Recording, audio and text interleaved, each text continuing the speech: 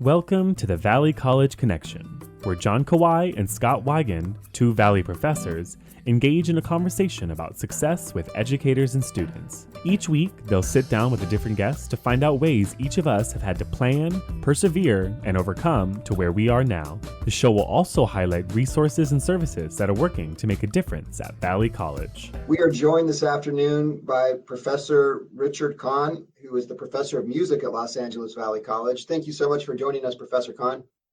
Absolutely. It's my pleasure to be here. We are excited to hear about your story, how you got to Valley College and all the amazing things you've done along the way and while you're here at the college. If you could start us off by taking us, back to the past. How did this all come together for you? And take it as far back as you'd like. We'd love to hear, your earlier experiences as a student, how you got interested in the field.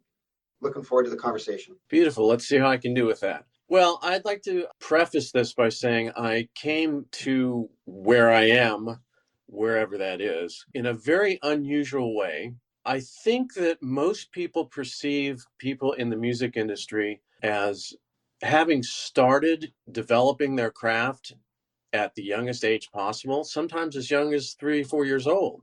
That is not necessarily the case. Most of us that are out there didn't start our instrument, whether it's singing or playing an instrument, at that age. Many of us came through it in a very different way. For example, some of the things that interested me most about being a musician, particularly the creative aspect of it and the discipline aspect of it, came from my training as a gymnast. I went through high school and then through college on a gymnastics scholarship at the University of Kansas, where I had to learn how to troubleshoot and I had to learn how to control. These are two areas of music that are very difficult for people to deal with, is that you've got to learn how to troubleshoot because you don't have a teacher looking over your shoulder 24 hours a day. You've got to be the one that's sitting there going, what just happened?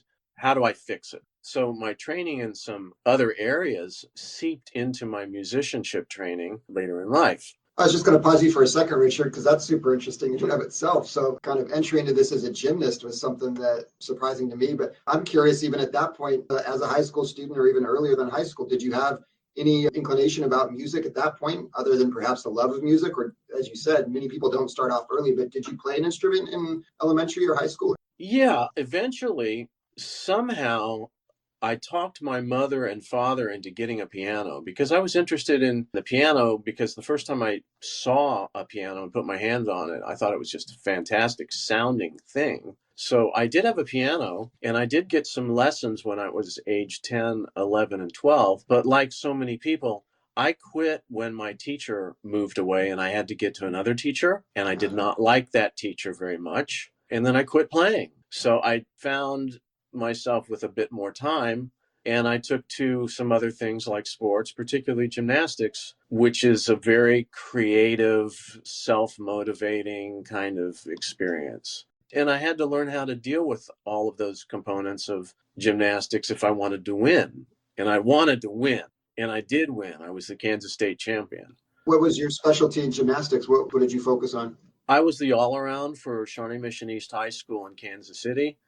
And then at the University of Kansas, I was on high bar and on vaulting. How did you get into gymnastics to begin with?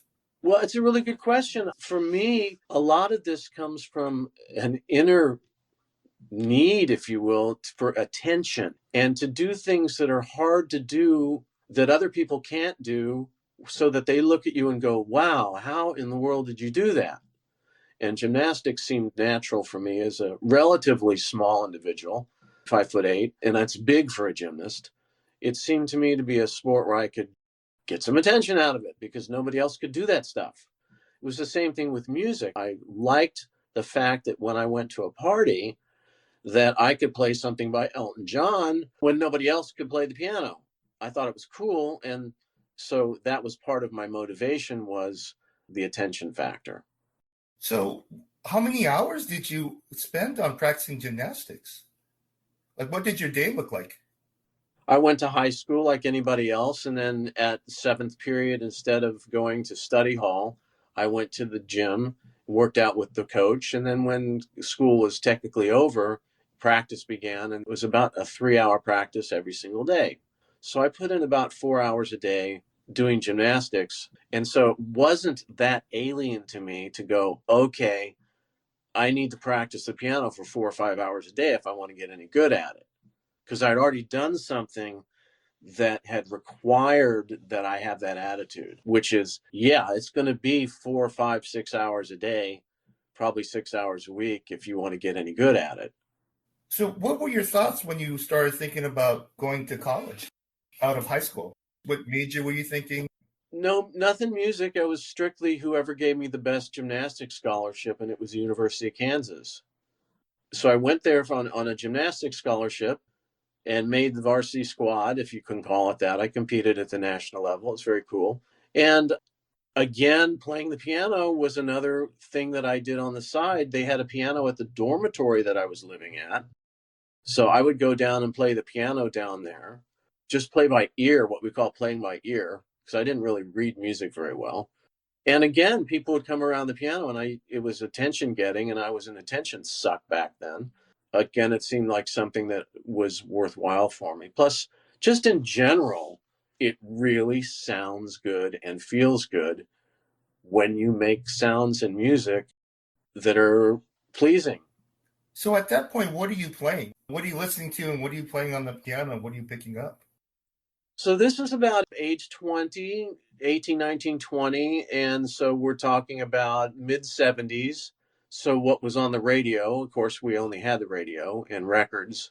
What was on the radio was Elton John, Billy Joel, Carole King. The list goes on of singer-songwriter geniuses from that period. And I liked that music, and so did the other people that were my age. And so I would sit there with what was called an 8-track machine. An 8-track machine used a video cassette size tape, and it went in one direction only. And if you wanted to learn something in music off of one of those things, it went by really quickly. And so if you missed it, you had to go all the way through the entire cassette to get to that section again.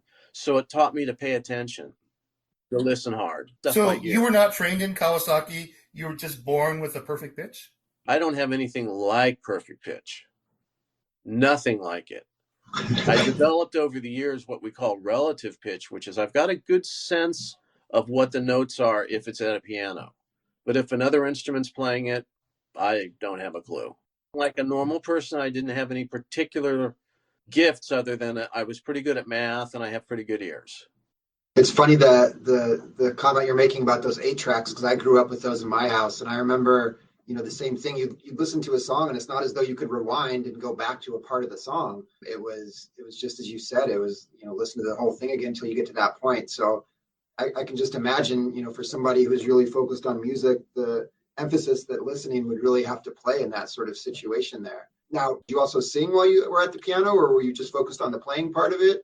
When my voice changed, I became very conscious of my singing or inability to sing. And so I did not sing. I mostly played piano. And I learned that when you're playing the piano and you're by yourself, you're very exposed. You're on the edge of catastrophe in a way that is unlike most other things in life. And particularly if you're improvising something, if you're making it up on the spot, you're just on the edge of catastrophe and failure. And so, again, I had learned how to deal with some of that from gymnastics, how to deal with being terrified and being flying through the air and not knowing if you're going to land correctly or not. That's sort of a motto for the musician's life is the same thing as it is in gymnastics, which is fly high and stick your landing. That's the motto in gymnastics is throw it all out there and stick the landing. So was that thrill something you enjoy or something you learn to deal with? Really enjoy it. The anxiety that can accompany that kind of thing can be terrifying, but you learn how to deal with performance anxiety. You're always performing, whether I'm writing something for a recording or if I'm learning something for an event, you're always on the edge of catastrophe. Back to the University of Kansas, and outside of playing piano at the dorms and gymnastics, how was your experience there? You know, it was very colorful, as you can imagine back in the 70s. There was a lot of different kinds of music being played from different people's dormitory rooms. And one of the things that I listened to quite a bit was my next door neighbor's, what we would call classic rock right now. So I learned classic rock from a neighbor in the dorm. I learned about jazz from a couple of guys on a different floor. And so, being in a dormitory was an eclectic experience that allowed me to share things and to be shared with in a way that I was not accustomed to. I don't think these folks these days have this problem. There's no problem with access to music. But back then, you got introduced to by a radio station or by some friends that were listening to different music. So I had a very nice experience of college that way. There were a lot of different kinds of music and a lot of different people. And it is where I first heard jazz, and it's where I fell in love with jazz at college while I was an architectural engineering major. Two questions there. What was the first jazz that you fell in love with? Who was it? And how did you get into that major? The first jazz that I fell in love with was Miles Davis, and the record was My Funny Valentine. And it's just because somebody turned me on to it. I was listening to other kinds of stuff that I thought was jazz, but that was jazz. That was jazz. I remember my father for years had been trying to get me into jazz, listening to David Brubeck.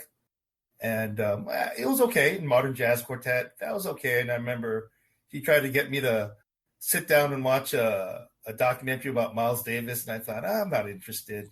And then I heard one note, and then it changed my life.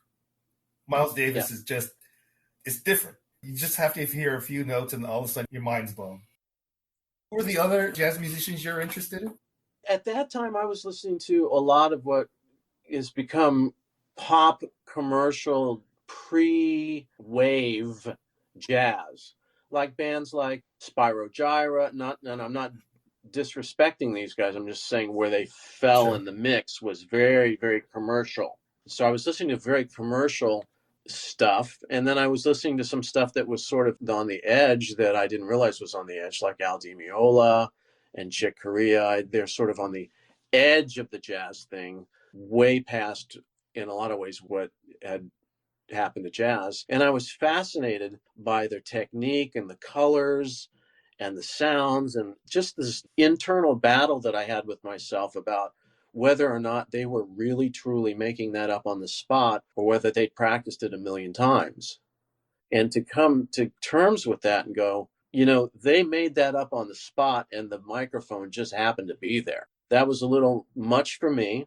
And I fell in love with the whole process, went out and bought a bunch of recording equipment, took out a student loan, dropped out of school, bought a piano, and holed up for quite a while being a musician, trying to be a musician. Taking gigs where I found out that there was a gig, even though I had no idea what I was doing. I took work. So how did you take work without being strong at reading sheet music? Did you just know the songs? It's terrifying because let's say I wanted to go out and play She's Always a Woman to Me by Billy Joel. What am I going to do? Get the sheet music and spread it out on the piano and get it all taped perfectly so the breeze doesn't blow one sheet away. And I'm going to sit there and make sure the light's correct. And, meanwhile, the clock is ticking and there's what we call dead space, which is death if you're a musician. You cannot leave dead space. So no, the sheet music thing is not a really viable way to pursue a performance in most commercial settings. You just have to know the music. If you go out and you listen to the piano players around town, what are left of us after COVID, you're not going to see us reading music. You're going to see us playing from what people think is memory.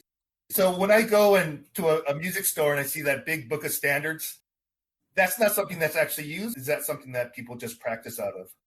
Yes and yes. It's not really cool to show up on the gig with a bunch of music. It sort of tells everybody else in the band that you're not quite prepared. What I do is I just show up. They're like, where's your music?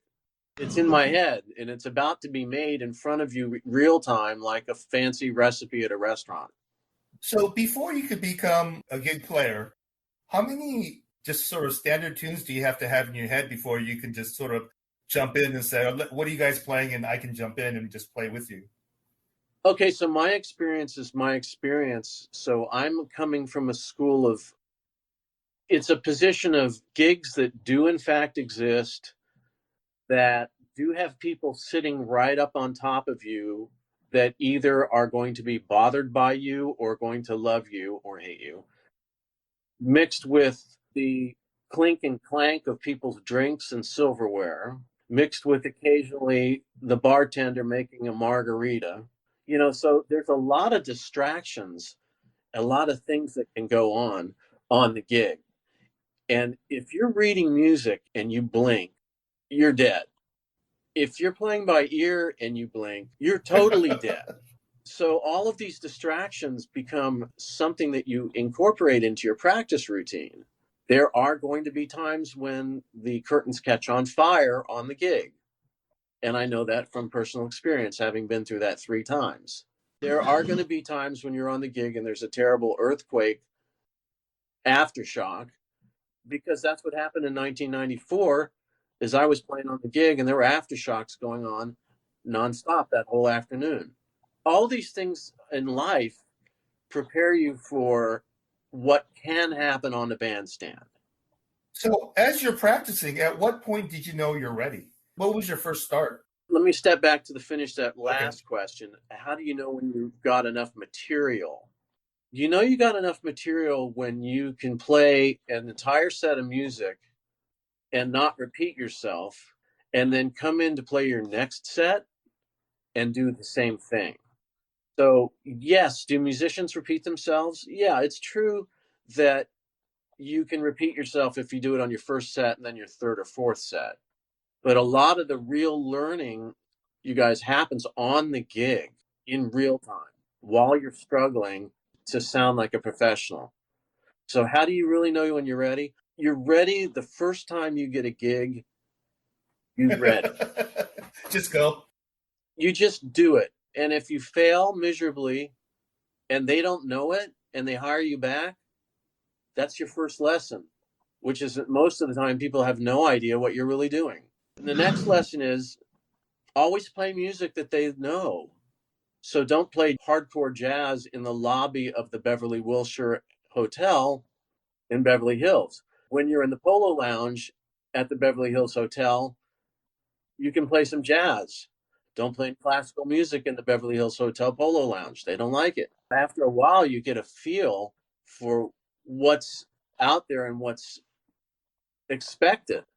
And that's when you know you're ready, is when you can meet those expectations without freaking out for 4 days beforehand and not eating all day the day of your gig and taking sedatives.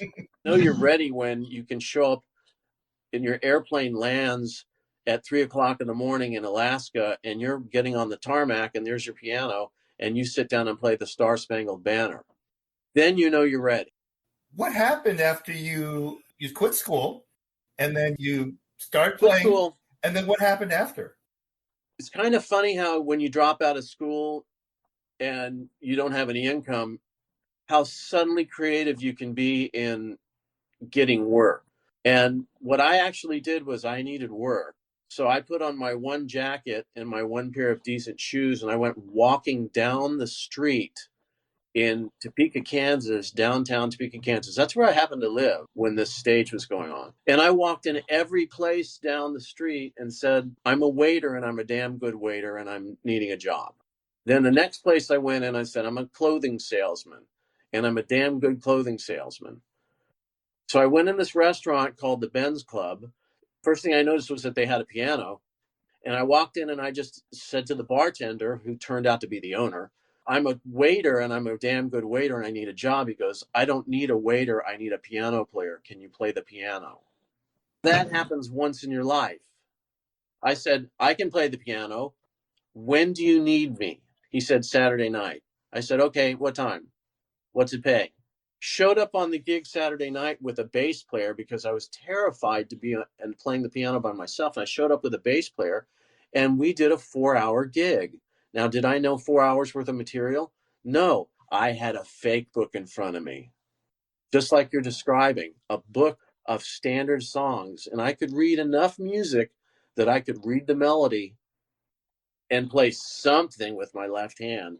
And for whatever their reason is, they liked it and asked me to come back. And that's how I started playing the piano for a living. I walked into a place and they told me they didn't need a waiter, they needed a piano player. Did that pay all your bills? No, let's segue to that. I am a big believer in alternate streams of income if you're a musician. Please, you guys, whoever listens to this in the future, if they ever do, please don't have one way of making a living if you're going to be a professional in this field. Be good at mixing, be good at engineering, be good at playing, be good at arranging, doing copy work, teaching. If you want to make a living that's enough to buy a house and raise a family, you're going to need to have some gigs that are there for the fun of it and some gigs that are there because they pay well. Don't be a starving artist. It's not necessary. So I started investing back in my late 20s, have beat the market every year since then, and have turned myself into quite and I'll say this quite honestly, pretty wealthy individual. And I did not do it all playing the piano. I did it doing a bunch of other things, like being smart at doing my taxes, like knowing when it's time to hire a professional to do stuff like cut my grass or clean my house or drive my kids to and from school or deliver my groceries. It's important to know when to slough off those kinds of activities and raise rates as a musician to accommodate your field. In other words, if you're only making $15 an hour, then you need to make more money. You need to raise your rates if you're going to survive. Otherwise, you need to have an alternate stream of income, such as investing in the stock market or real estate or something. Terrifying as all that is, it's less terrifying than starving to death. And what happens to a lot of people, the fear and the terror becomes so real that they are afraid to try, and they switch out of the business or they switch out of the field and go to their second choice or their third choice. As Scott said something about when we first started about growing up to be a college professor, one of the things that I took when I was younger was an assessment test, an occupational assessment test. And it rated me, and I was doing something else. I was an architectural engineering major. It rated me as a musician first and a college professor second, both of which I thought were laughable because I was going to be an architectural engineer. Well, oops, maybe those tests actually tell you something about yourself. Because, yeah, I guess apparently I wanted to have my own radio show, and I have it because I do Music 141, which is jazz appreciation. I teach that class like it's a radio show. I mean, sometimes what you wind up with is way better than what you started off looking for. Let's talk about that transition then. Now you're in Kansas and you're starting to play. Were you pursuing bigger and bigger gigs, or did you go back to school? Great question, both. And I'll say that at all times that I was in school, I was also gainfully employed as a musician for a variety of reasons. And one of them was so that I could take all my business write-offs. But what happened was I dropped out of school and I bought a piano, tried to learn how to play all these things from cassettes. So I put a cassette player next to my piano, and I would just keep playing things over and over and over again and then trying to figure out at the piano what they were because I didn't have money for lessons. So I learned off of cassette tapes, and I wound up taking most of my albums and putting them on cassette tapes. We didn't have the amazing slow downer software program, which will let you record the piece of music that you need to learn and slow it down. You had to learn the thing going by at tempo. How did you learn all the theory? I developed my ears during that time. I developed my ears such that I think some other things would become possible in the future. How did you learn all that theory then? I mean, to transition between songs or to play songs in different keys, or in terms of a performance to shorten pieces? And how did you learn all that theory to become a more developed musician? There's two kinds of musicians. There's musicians that don't have to be told what to do because they're just so highly motivated. It's like you're going to lose your mind on YouTube learning how to do everything. And you don't need to be told to do it. There's the ones that need to be told what to do. The ones that don't need to be told what to do usually go seek out the things that you need to be good at. Like, what do I need to be good at? Let's go out and find out 100 people that are doing 100 different things in the field. What are they good at? For example, this guy who's playing lead guitar in this rock band. Did you happen to know that he's a classically trained guitarist with a doctorate in guitar? You never know. The musicians in the band Kansas were all classically trained.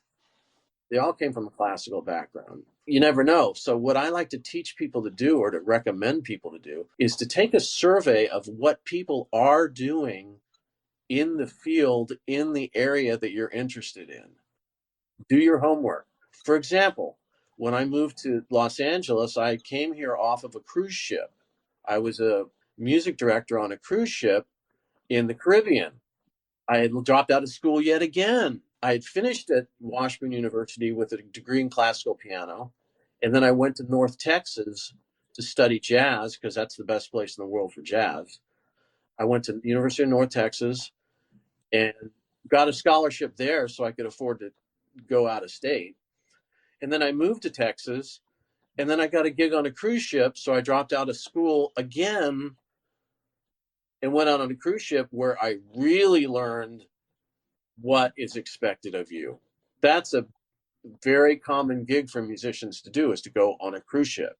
I learned that you have to play talent shows, which means that they come up to you and they say, oh, I want to do this Barbra Streisand song. And you're supposed to know it. Really something. But then I moved to Los Angeles, and my second day in Los Angeles, I got a job. This is after the cruise ship. I got a job selling electronic keyboards in a piano store. So I took a 2-year hiatus and then quit my job again to go back and finish my degree. And I finished it, my master's degree in jazz. The educational process was piecemeal. I kept having it stopped and started by real life things. When I went back to finish my master's degree and I quit my job to do that, I had a little baby. It's scary, but you do what you do because you need to do it. And I needed to stop being a piano store manager and a keyboard department manager, and I needed to go back and do something else. So I've always been a big believer in being quick on your feet, having a lot of talents, a lot of skill sets, and being able to change directions in your career at the drop of a hat. I'm very curious. What does a bachelor's open up for you, and what does the master's open up with you after you've already been a successful musician and had a pretty lengthy resume in playing music? One of the things it does is it lets you charge more money to have a master's degree, because a lot of people respond to that. Oh, he's got his master's degree. That's why he's more expensive. It's all kind of bogus. But the way I like to teach it is that each discipline of music has, and actually every field has, what's called a terminal degree. The terminal degree is based on the major that you're in. So even though there's a terminal degree of a doctorate of musical arts in classical piano, there are only a couple of schools that offer a doctor of musical arts, DMA, in jazz. The terminal degree is a doctorate for that discipline. In commercial music, the terminal degree is a master's degree. There is no doctorate in the country in commercial music. So it's a better and less expensive bet to study commercial music than it is to study other forms of music. I'm not saying that it's not worthwhile studying them. I'm saying that master's degree in commercial music, for example, from Cal State LA, which is a very manageable school for most of us financially, is a very powerful degree for getting you into a college teaching situation. It is the terminal degree, and it is local. Professor Kahn, what exactly encompasses commercial music? commercial music is going to be focused on anything that has to do with making a living in the field. That's the short answer. The long answer is your required classes are things like film scoring, which most people think of as being sort of a musician's class, to music technology classes like recording arts and electronic music, which most people don't think of when they think of film scoring. Yeah, if you're going to score pictures, you better be really, really good with software and have a lot of it and good equipment. Did I answer your question? Yeah, no, most definitely. You said earlier about the importance of alternative streams of revenue and sort of just having a very eclectic and diverse sort of set of skills as a musician. And because of when you started and where you're at now, you had the opportunity to see this sort of, I think, real change in how technology has been used, with music and things like the internet, things like YouTube, all these different ways in which information is spread. What was your evolution as far as a musician in terms of learning some of those other technical skills, whether it was on the recording side or mixing side or the proliferation of digital sort of technology that's out there now? I was faced with this issue in the very beginning of digital music technology. So I'm going back to like 1981, 1982, 1983. I was one of the guys that went out and bought the state-of-the-art equipment at that time and had it shipped to my place in Denton, Texas. When I arrived in Denton, Texas, that's when I went to the University of North Texas. When I arrived there, that stuff was sitting on my front porch, like just sitting there ready to be stolen. So I quickly moved it in. I couldn't believe it. I moved it in, and the eye candy was so appealing. I just opened up every box and had to look at everything. And I didn't know what any of it did.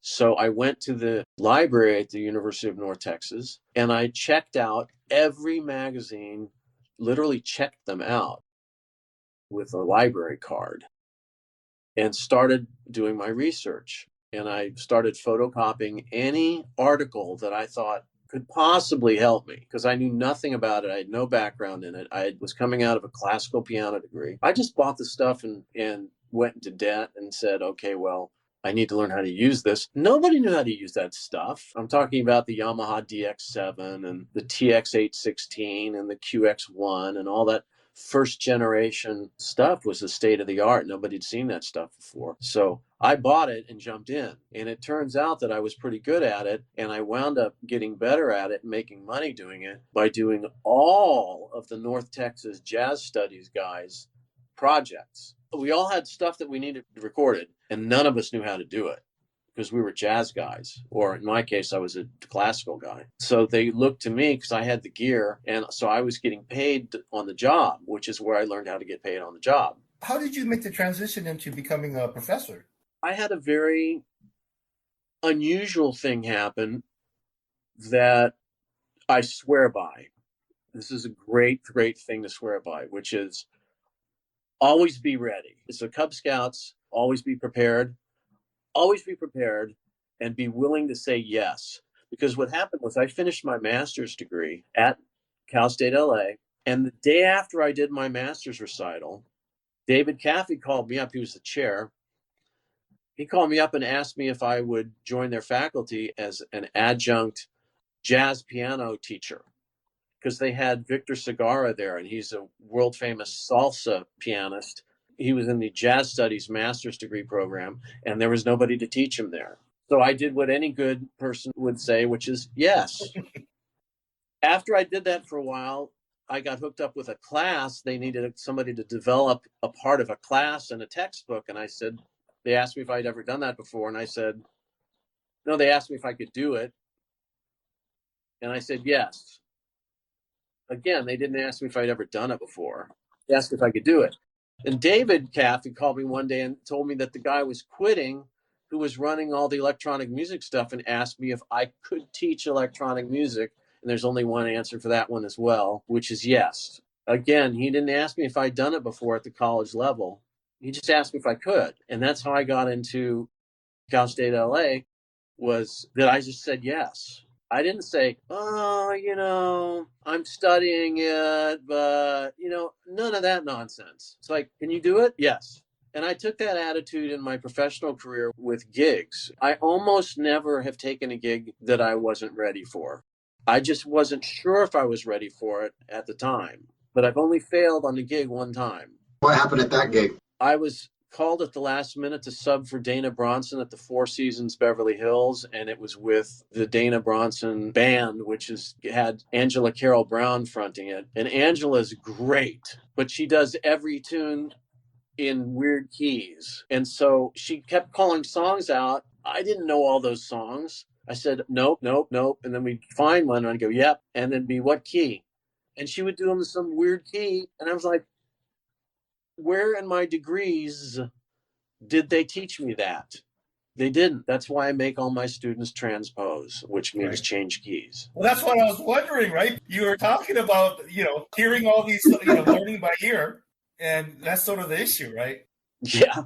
Because my mother was a today piano happens teacher to be also. So I remember having to transpose and hating that. It's all a game.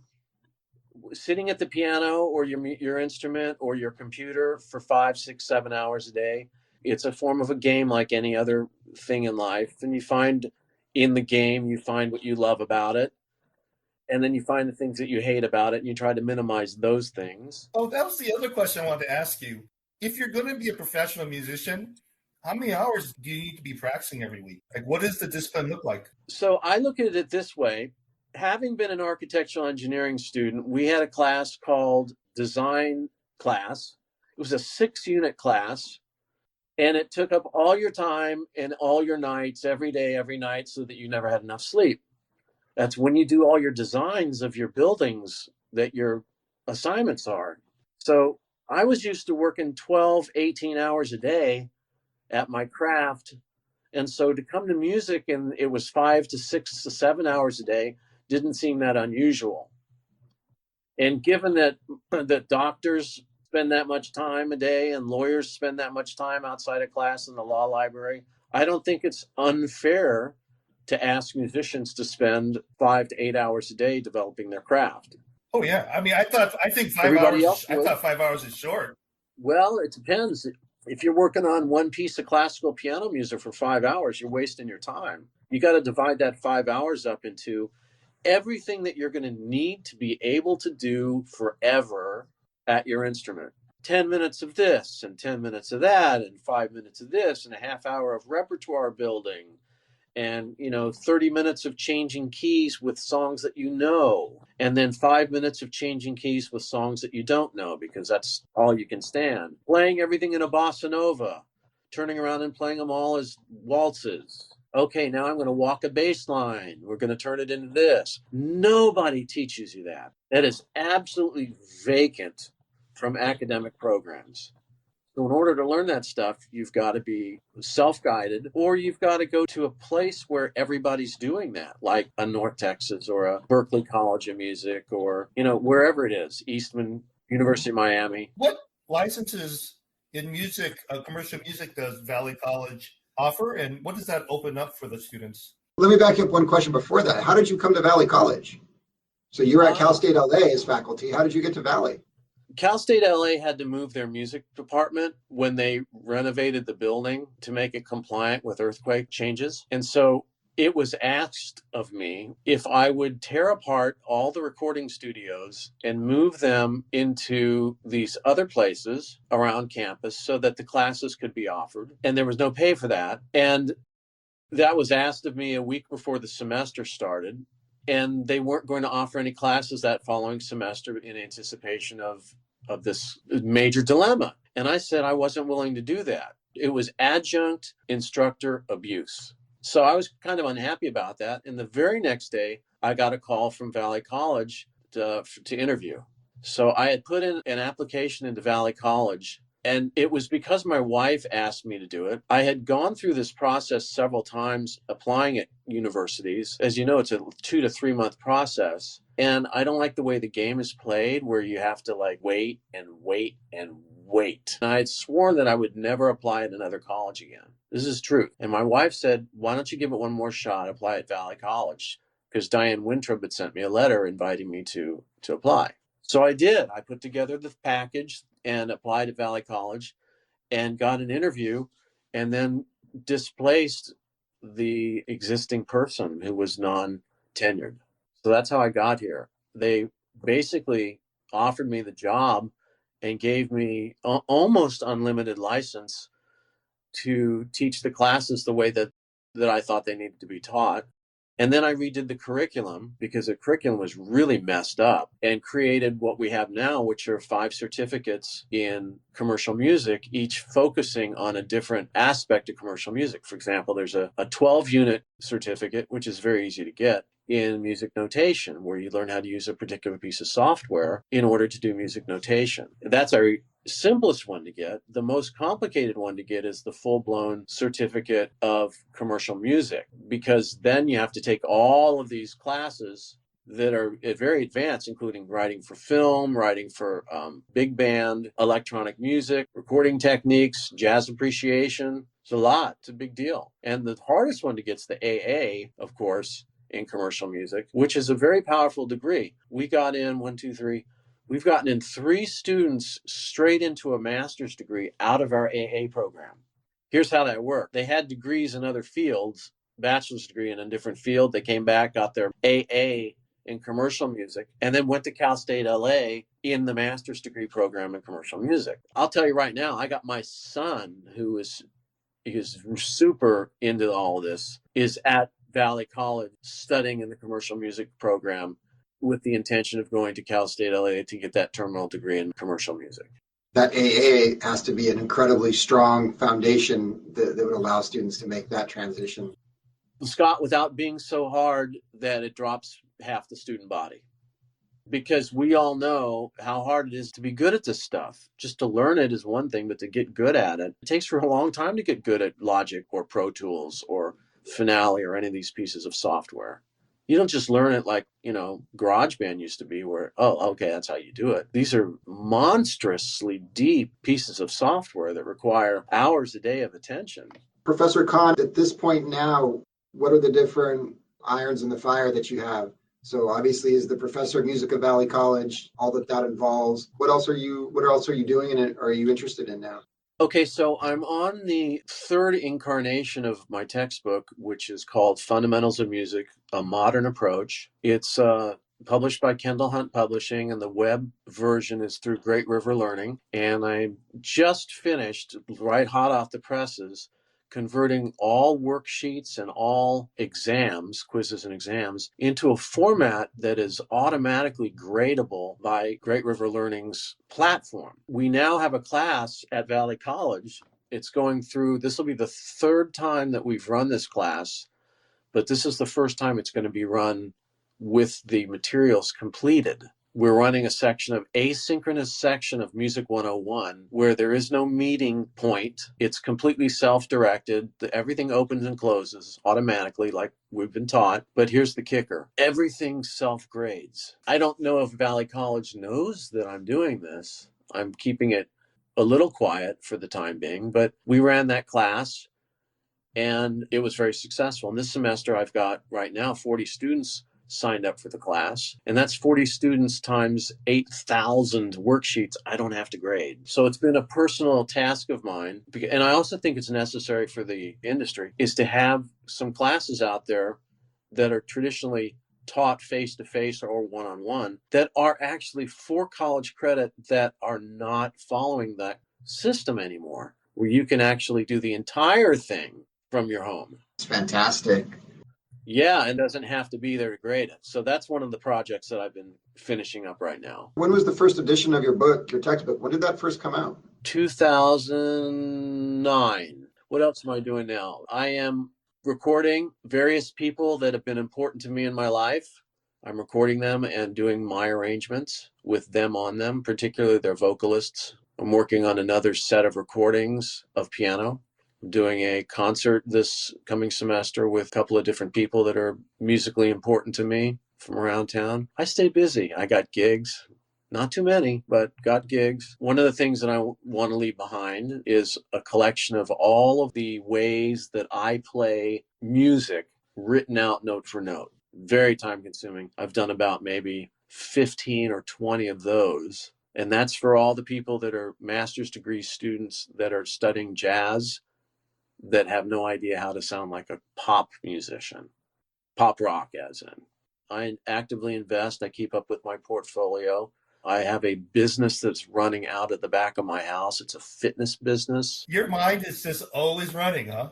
I mean, you're just such an entrepreneur. Honestly, the biggest takeaway from the whole thing here would be, if I were to bullet point, it would be get your terminal degree while you're young, and get a terminal degree in a field that has growth potential. In other words, don't get them doctorate in composition, man. Everybody's got a doctorate in composition. I'm not knocking people with doctorates in composition. I'm just like, that's a lot of money to invest in your education with very little growth opportunity. That's a big reason why we're doing this, is that I think a lot of people don't understand that education is a commodity. You're buying a car. And some cars are better than others. Some cars do something else. Like, just because it's expensive doesn't mean that car is better. A big reason why I continue to do these podcasts is that I want students to understand that there are certain things that lead to what you want, and there are certain things that lead to just big debt. And to understand, how do I come and ask a professor that question? Because is it okay for me to ask, hey, what leads to money and what doesn't? And the answer is absolutely. You're supposed to ask that question. And that is sort of for students who are looking for this dare to be great opportunity. I have a lot of students who want to be in commercial music, but there's this fear of what will happen to me. And the answer is, do you work hard? Are you good at what you do? And a lot of good things can happen, but go and talk to someone who's walked that path before you. And I'm with you. I'm with you exactly as on what you're saying. And are you willing to put 10 years into something for the possibility or likelihood of living happily ever after? Because it's just not uncommon for a person of this day and age to be age 30 or 35 before they figure out what they want to do. You know, your 20s are supposed to be for trying things. You know, it used to be different. People would get married and start having children. It's a little bit different now. There's opportunities that maybe you and I didn't see that these guys have. Just this whole business of taking time out of your life to hang out with YouTube and learn what these guys are able to teach you for free. Because that's what Daniel does, my son. He's so good at what he does. He got it his very, very first internship. He got paid $30 an hour. Wow. I know most people would be like happy to get an unpaid internship. He parlayed it to $30 an hour. And I think he sold himself short because he charges $80 to teach piano. But he's constantly on YouTube learning all the plugins and all the techniques, because he knows that if he waits for somebody to say, here, take this class, that it's going to be too late. You have to jump on your skill sets and stay on them, because you just don't know when the next thing's going to show up and what it's going to look like. I've got a contract with an SEO company for my website, and I told them I wanted to be the first person that came up if somebody typed in jazz, music, judge, or adjudicator. I wanted to start doing some more adjudication of competitions. So most people would say, like, how are you going to make that happen? Well, you need to be the first person that shows up if somebody goes judge, music, competition. So I spend money on a company that handles my search engine optimization. I mean, most musicians wouldn't think about that, but my next gig as a judge is going to come from that, or a personal reference. So if students would like to meet you on campus, what's the best way to contact you? Zoom. Yeah, because I'm not coming up to campus this semester. So email you and make an appointment on Zoom, I guess? Yeah, and I've got Zoom office hours that are published effectively next semester. But if any of your students want to talk to me, they should just contact me and I'll find a hole in my schedule to talk to them. And your personal website, Professor Kahn, what's the URL for that? richardkahnmusic.com. That's Kahn. Right. Kahn. If they want to hear me play, the easiest way to hear me play, if they want to hear what I sound like, since that in some ways represents a sound that has had some success. In other words, I still am working. I don't sound like horrible when I play the piano. Spotify is the way to do it. Just Spotify Richard Kahn piano, and there's probably 100 things up there. I want to say, Professor Kahn, thank you for your time this afternoon. John and I have done a lot of these podcasts, and this has been one of my favorites. Your story is incredibly inspirational and motivational. You've shared so many different ways of thinking about pursuing what you're interested in and sort of how to look at the future, and just really grateful for your time this afternoon. Absolutely, my pleasure. Thank you so much. Thanks, you guys. It was a pleasure. The Valley College Connection podcast is dedicated to sharing the dynamics of our community and supporting the fascinating lives of students, faculty, and those in pursuit of college life information. The Valley College Connection podcast is produced by KVCM and supported by the LAVC Academic Resource Center. The content heard on this podcast does not reflect the faculty, staff, and students of Los Angeles Valley College.